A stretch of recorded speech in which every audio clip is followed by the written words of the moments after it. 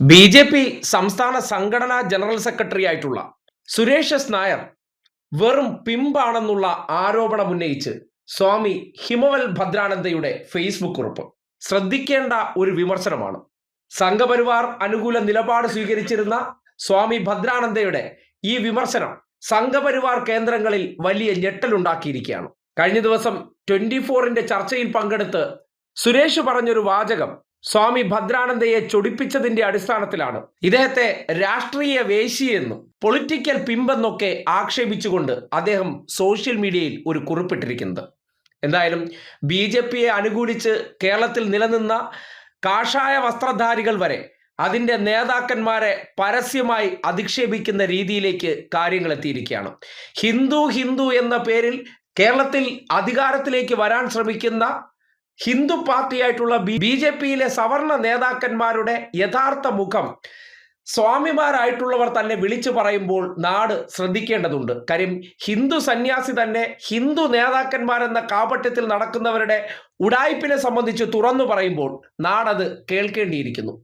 സ്വാമി ഭദ്രാനന്ദയുടെ Facebook കുറിപ്പ് ദേ ഇങ്ങനെയാണ്: advocate S Suresh Nair ഒരു രാഷ്ട്രീയ വേശിയോ അതോ പൊളിറ്റിക്കൽ പിമ്പോ? ഹിന്ദുക്കൾ ചോരയും നീരും നൽകി വളർത്തിയ ബി.ജെ.പിയെ എന്തിന്റെ അടിസ്ഥാനത്തിലാണ് ഏറ്റവും വലിയ ക്രിസ്ത്യൻ പാർട്ടി എന്ന് കേരള ബി.ജെ.പിയുടെ സ്റ്റേറ്റ് ജനറൽ സെക്രട്ടറി എന്ന സുരേഷ് നായർ പറഞ്ഞത്? 24 ന്യൂസിന് നൽകിയ അഭിമുഖത്തിൽ ഇന്ത്യയിലെ ഏറ്റവും വലിയ ക്രിസ്ത്യൻ പാർട്ടി ബി.ജെ.പി ആണെന്ന് എസ് സുരേഷ് നായർ പറഞ്ഞത് ഞെട്ടലോടെയാണ് ഹിന്ദു സമൂഹം കണ്ടത്. പി.സി. ജോർജിനെയും മോനെയും ബി.ജെ.പിയിൽ കൊണ്ടുവന്നാൽ അത് പാർട്ടിക്ക് ഒരു തീരാ ബാധ്യതയാകുമെന്ന് ഞാൻ പറഞ്ഞപ്പോൾ നായർ നസ്രാണി ലോബി അതിനെ മുഖവിലക്കെടുത്തില്ല. എന്നാൽ ഇപ്പോൾ എസ് സുരേഷ് തന്നെ പി.സി. ജോർജിനെയും തള്ളിപ്പറഞ്ഞിരിക്കുന്നു. പി മുകുന്ദനേട്ടനോട് പോലും കാണിക്കാത്ത ഈ കുനിയൽ നയം എന്തിനാണ് എസ് സുരേഷ് നായർ സഭയോട് കാണിക്കുന്നത്? നരേന്ദ്രമോദിജിയെ പറ്റിക്കുകയും സംഘത്തിനെ വഞ്ചിക്കുകയും ചെയ്യുന്ന രാജീവ് ചന്ദ്രശേഖർ നായരുടെ വലം കൈയാണ് എസ് സുരേഷ്. സംസ്ഥാന ബി.ജെ.പിയെ നിയന്ത്രിക്കുന്ന ഈ നാറിയ നായന്മാർക്ക് നട്ടലുണ്ടെങ്കിൽ ബി.ജെ.പി ഹിന്ദുത്വ പാർട്ടിയാണെന്ന് പറയണം. അതാണ് ധാർമ്മികത. ലോകത്തുള്ള സകല പഴത്തൊലികളെയും അവസരവാദികളെയും വ്യഭിചാരികളെയും തട്ടിപ്പുകാരെയും കുറ്റവാളികളെയും നീചന്മാരെയും കച്ചവടക്കാരെയും മാത്രമാണല്ലോ രാജീവ് ചന്ദ്രശേഖർ നായരിന്റെ ബിസിനസ് ജനതാ പാർട്ടിക്ക് വേണ്ടത്. അല്ലാതെ സംഘ പാരമ്പര്യത്തിൽ വളർന്ന സനാതനികളായ ബ്രാഹ്മണ, ഈഴവ, ധീവര, പിന്നോക്ക സമുദായക്കാരെ ഒന്നും ഉൾക്കൊള്ളാൻ രാജീവ് ചന്ദ്രശേഖറിന്റെ നായർ നസ്രാണി ബി.ജെ.പിക്ക് ആവില്ലല്ലോ.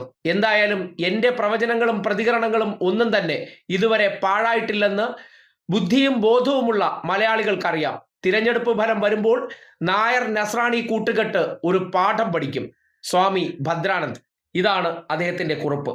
കേരളത്തിൽ ഹിന്ദു പാർട്ടി എന്നാൽ നായർ നസ്രാണി പാർട്ടിയാണ്.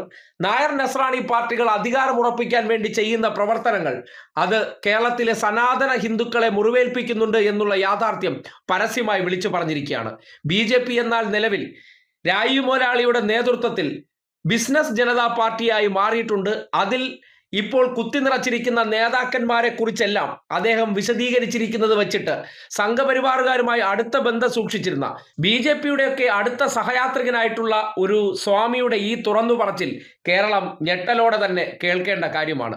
കേരളത്തിൽ ഹിന്ദു പാർട്ടി എന്ന് പറഞ്ഞാൽ അതിൽ എല്ലാ ഹിന്ദുക്കളുമില്ല. നായർ ഹിന്ദുക്കളും സവർണ ഹിന്ദുക്കളും നസ്രാണികളും ഉൾപ്പെടുന്ന ഒരു പാർട്ടിയായിട്ട് ബി.ജെ.പി മാറി എന്നുള്ള യാഥാർത്ഥ്യമാണ് ഭദ്രാനന്ദ എന്ന യഥാർത്ഥ സനാതനിയായിട്ടുള്ള ഒരു കാവ്യവേഷധാരി സോഷ്യൽ മീഡിയയിലൂടെ മനോവിഷമം കൊണ്ട് വെളിപ്പെടുത്തിയിരിക്കുന്നത്. അതിന് ചുക്കാൻ പിടിക്കുന്ന വ്യക്തി എസ് സുരേഷ് ആണെന്നാണ് അദ്ദേഹത്തിന്റെ അഭിപ്രായം.